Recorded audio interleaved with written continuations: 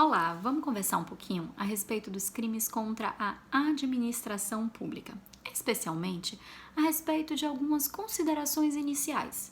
Por quê? Porque vocês precisam entender que os crimes contra a administração pública, que violam esse bem jurídico, a administração pública, a legalidade, impessoalidade, moralidade, publicidade, a eficiência, que são inerentes à administração pública, podem ser classificados de duas formas. Podem ser considerados como crimes praticados por funcionário público contra a administração pública e, portanto, serem crimes funcionais, ou podem ser classificados como crimes praticados por particular contra a administração pública. Nesse caso, eu tenho um crime comum que pode ser praticado por qualquer pessoa em que a vítima é a administração pública.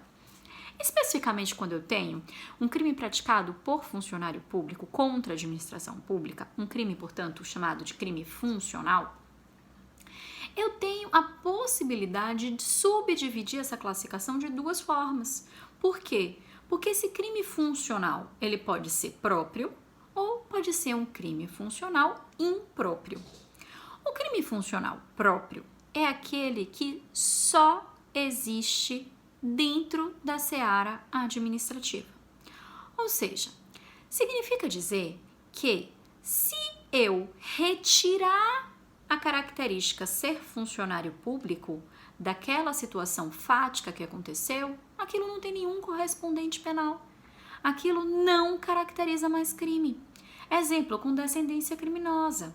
Significa dizer que eu deixei de responsabilizar o meu subordinado. Se eu deixar de responsabilizar meu subordinado na seara privada, eu estou cometendo um crime? Não. Eu estou cometendo o quê? Eu estou praticando a minha liberalidade. Eu responsabilizo se eu quiser. Mas na seara pública, eu preciso responsabilizar quando ele está tendo um posicionamento inadequado. Então, quando eu deixo de responsabilizar o meu subordinado, eu cometo uma chamada condescendência criminosa, por isso é chamado de crime funcional próprio. E o que seria o crime funcional impróprio? O crime funcional impróprio, ele ocorre quando, naquela situação específica, se eu retirar a característica ser funcionário público, eu permaneço enxergando um fato típico, continua existindo crime. Exemplo, Rafaela subtraiu o computador de uma faculdade particular. Rafaela é professora da universidade particular, né? Significa dizer que Rafaela cometeu um crime de furto. Rafaela subtraiu um computador da Universidade Federal. Rafaela é professora da Universidade Federal. Significa dizer que agora Rafaela cometeu um crime de peculato. E se Rafaela não fosse não fosse professora, não fosse funcionária da Universidade Federal, e Rafaela mesmo assim tivesse subtraído aquele computador daquela Universidade Federal, significaria dizer que Rafaela não estaria mais cometendo um crime de peculato, mas estaria cometendo um crime de furto. Por quê?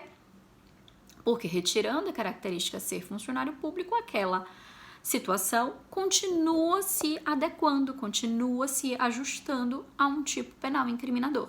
Por isso que eu tenho, nesse caso, um crime funcional impróprio, porque ele tem um correspondente no Código Penal quando a gente suprime a característica ser funcionário público. E aí eu tô falando funcionário público o tempo inteiro. O que significa funcionário público para fins de direito penal? Eu vou utilizar o conceito do direito administrativo de funcionário público? Não. Lá no artigo 327 do Código Penal, o legislador diz o que deve ser considerado como funcionário público para fins penais. E lá vai estar escrito o seguinte: considera-se funcionário público para os efeitos penais quem, embora transitoriamente e sem remuneração, exerce cargo, emprego ou função pública. Significa que eu tenho um conceito de funcionário público no âmbito penal que é muito mais amplo do que o conceito do direito administrativo.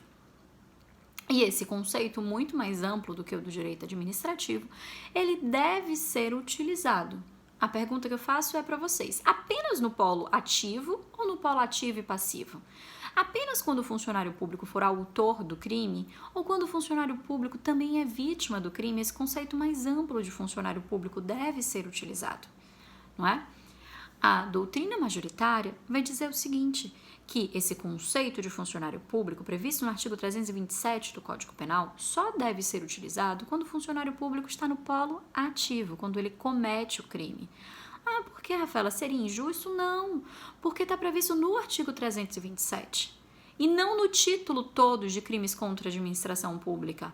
Esse dispositivo 327 encerra o capítulo que fala dos crimes contra a administração pública que são praticados por funcionário público. Então, por uma questão de lógica legislativa, nós consideramos que o conceito do artigo 327 ele se aplica apenas ao funcionário público quando ele estiver no polo ativo do crime, quando ele for autor daquele crime. Até mesmo porque lá no mesmo artigo 327 eu amplio ainda mais esse conceito para estabelecer o que seria um funcionário público por equiparação. E lá vai estar escrito que equipara-se a funcionário público quem exerce cargo, emprego ou função pública em entidade paraestatal, né? E quem trabalha para empresa prestadora de serviço contratada ou conveniada para a execução de atividade típica da administração pública. Ou seja, significa dizer que se uma empresa é contratada para prestar serviço dentro de um posto de saúde da administração pública através dos seus médicos, aqueles médicos que foram contratados através de uma empresa que participou de um processo de licitação para prestar serviço naquela unidade de posto de saúde, portanto como funcionário público, aqueles médicos eles também serão considerados como funcionários públicos por equiparação. Então, se por um acaso eles cometerem um crime contra a administração pública naquela situação específica, eles vão responder como se fossem funcionários públicos. Tranquilos?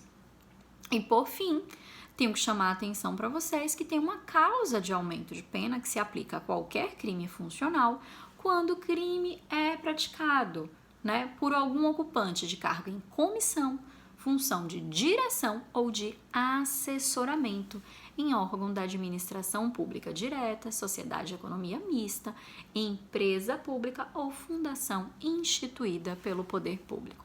Nesses casos, basta o sujeito ativo ser ocupante desses cargos que o crime cometido por eles, qualquer que seja dos crimes contra a administração pública praticado, né, por um funcionário público, qualquer um desses crimes vai ter uma causa de aumento prevista lá no artigo 327, parágrafo 2º.